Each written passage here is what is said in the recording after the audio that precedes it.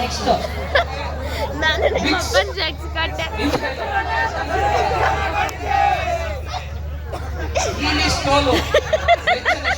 ನಂದು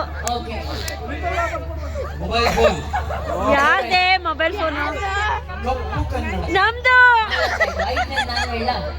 ಐದನೇದು ಹೋಗಿ ಒಂದು 500 ರೂಪಾಯಿ ನೋಟ್ ಇಸ್ಕೊಂಡು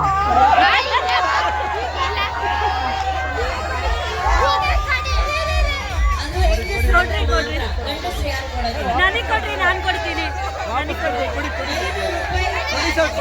ನಾನು ಹೆಂಗಸ್ರು